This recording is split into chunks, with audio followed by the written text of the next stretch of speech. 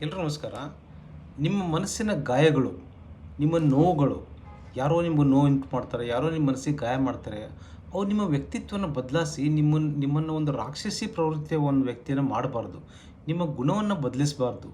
ನೀವು ನಿಮ್ಮ ವ್ಯಕ್ತಿತ್ವನ ಕಾಪಾಡಿಕೊಂಡು, ಹೌದು ಜನ ನಿಮಗೆ ಮೋಸ ಮಾಡ್ತಾರೆ, ಜನರ ಮೇಲೆ ವಿಶ್ವಾಸ ಇಟ್ಟಿರ್ತಾರೆ, ಅದು ನಿಮಗೆ ತುಂಬ ಮೋಸ ಮಾಡ್ತಾರೆ, ನಿಮಗೆ ಗಾಯ ಮಾಡ್ತಾರೆ, ಮನಸ್ಸಿಗೆ ಗಾಯ ಉಂಟು ಮಾಡ್ತಾರೆ, ನಿಮಗೊಂದು ನೋವು ಉಂಟು ಮಾಡ್ತಾರೆ. ಆದರೆ ಆ ನೋವು ನಿಮ್ಮನ್ನು ಕ್ರೂರಿಯಾಗಿ ಪರಿವರ್ತನೆ ಮಾಡಬಾರ್ದು.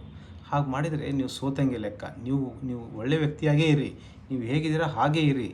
ಯಾರೋ ನಿಮ್ಗೆ ನೋವು ಮಾಡ್ತಾರ ಮಾಡಲಿ, ಅದರಿಂದ ನೀವು ಒಂದು ಶಕ್ತಿಯುತ ವ್ಯಕ್ತಿಯಾಗಿ ಹೊರಬನ್ನಿ. ಇದರಿಂದ ಪಾಠ ಕಲಿಯಿರಿ. ಪಾಠ ಕಲಿತು ನಿಮ್ಮನ್ನು ನೀವು ನಿಯಂತ್ರಿಸಿಕೊಂಡು ನಾನು ಹೇಗೆ ಇದರಿಂದ ಪಾರಾಗಬೇಕು ಅಂತ ಬಂದರೆ ನೀವು ಶಕ್ತಿಯುತ ಆಗ್ತಾ ಹೋಗ್ತೀರ, ನೀವು ಜಾಸ್ತಿ ಸ್ಟ್ರಾಂಗ್ ಆಗ್ತಾ ಹೋಗ್ತೀರ. ಇದರಿಂದ ಪಾಠ ಕಲಿಬೇಕು.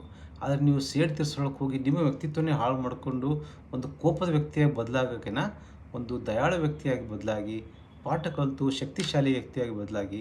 ಇದರಿಂದ ನಿಮ್ಮ ವ್ಯಕ್ತಿತ್ವ ಸುಧಾರಿಸ್ತೇವೆ, ನೀವು ಒಂದು ಒಳ್ಳೆಯ ಮನುಷ್ಯರಾಗಿ ಬದಲಿ ಆಗ್ತೀರಾ.